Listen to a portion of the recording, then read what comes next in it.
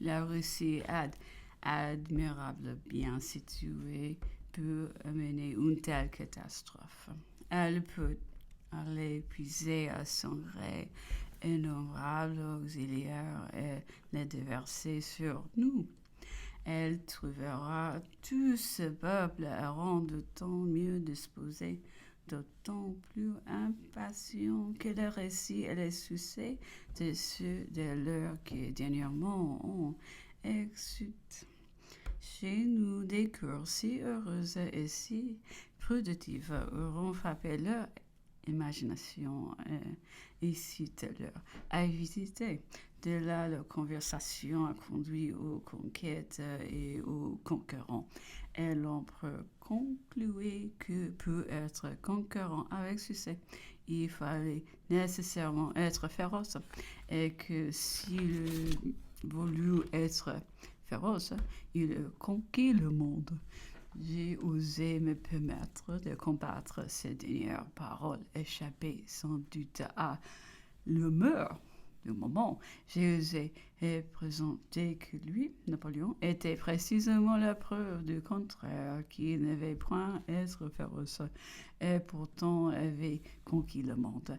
Qu'avec de la férocité d'une humeur moderne, il n'eût certainement jamais été jusque-là. En effet, la terreur n'est plus aujourd'hui ce qui peut nous soumettre à un homme, mais seulement de bonnes lois et la persuasion, de grand caractère, la connaissance d'une énergie à toute épreuve dans celui cherché de le faire exécuter. Où tel avion était précisément, disais-je, la cause des succès de Napoléon, celle de la soumission et de l'obéissance du peuple. La convention fut féroce et inspira la terreur. On plia, mais on ne peut la supporter si elle eût été un seul homme. On s'en fut bientôt défait, mais c'était une hydre. Et encore que des tentatives ne hasarde-t-on pas que de dangers auxquels elle n'échappa que par miracle, elle fut obligée de s'en servir elle-même au milieu de ses triomphes. Peu qu'un conquérant peut être féroce avec succès, il faudrait qu'il commandât à des soldats féroces eux-mêmes et qu'il agisse sur des peuples sans lumière ou sous ce rapport. La Russie encore possède un avantage immense sur le reste de l'Europe. Elle a le rare avantage d'avoir un gouvernement civilisé et des peuples barbares. Chez eux, les lumières dirigeant et commandant, l'ignorance exécute et dévaste. Un sultan turc ne serait aujourd'hui gouverné longtemps aucune des nations éclairées de l'Europe. L'empire des Lumières serait plus fort que sa puissance. C'est un autre sujet.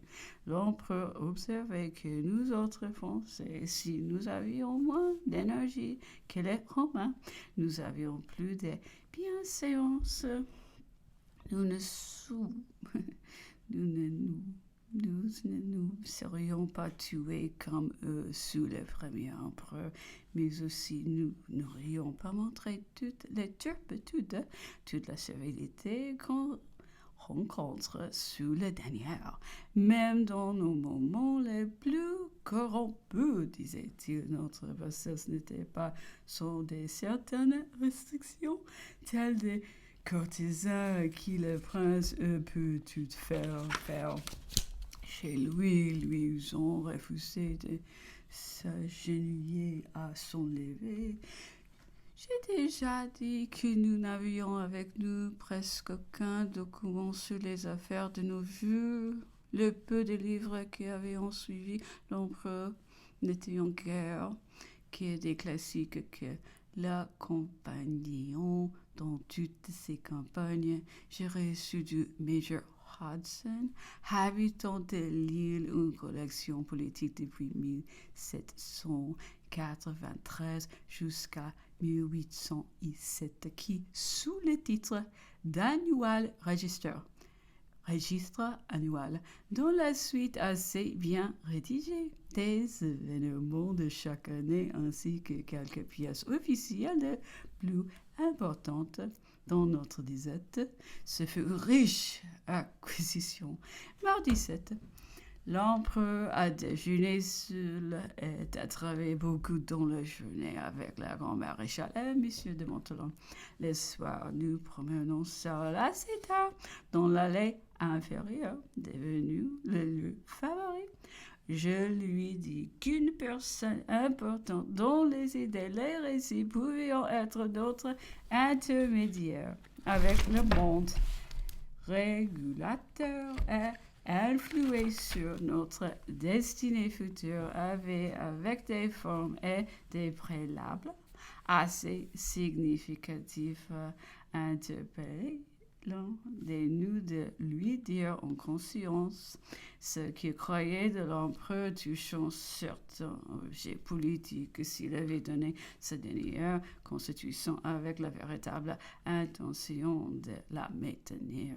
S'il avait renoncé de bonne foi à ses anciens projets de grand empire, s'il consenterait à laisser l'Angleterre jouir de la suprématie maritime s'il ne lui envierait pas la tranquille possession de l'Inde, s'il ne se prêterait pas à renoncer aux colonies et à acheter de Anglais sur les denrées coloniales, le véritable prix d'ailleurs du commerce s'il ne s'unirait pas aux Américains dans les cas de leur rupture avec l'Angleterre, s'ils ne consentiraient pas à l'existence du grand royaume en Allemagne pour la maison d'Angleterre qui va perdre incessamment celui de la Grande-Bretagne lors de l'accession au trône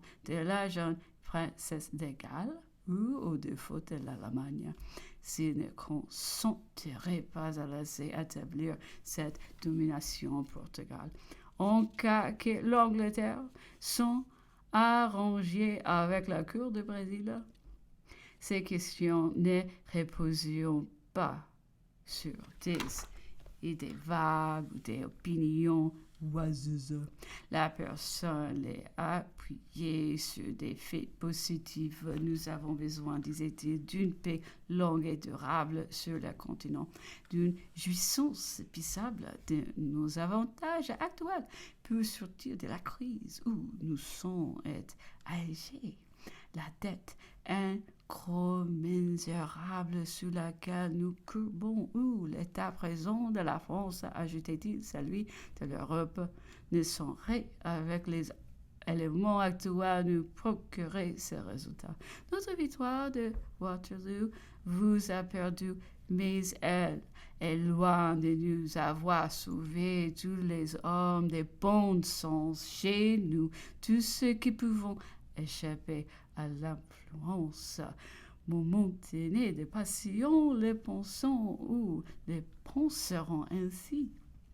L'empereur doutait d'une partie de ce récit et traitait de rester rêverie, puis se ravissant et me dit: eh bien, votre opinion?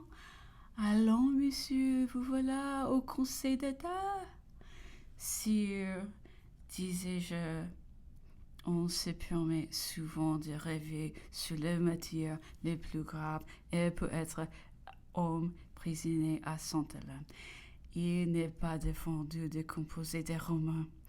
J'en vais donc faire un.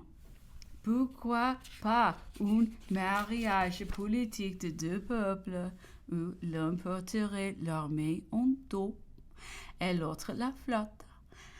Idée folle, sans doute aux yeux du vulgaire, trop hardi peut-être aux yeux des gens plus exercés, et c'est là parce qu'elle est tout à faire neuve et hors de toute routine, mais pourtant dans les genres de ses créations imprévues, lumineuses, utile qui caractérise votre majesté, qu'elle se peut faire écouter et savoir accomplir.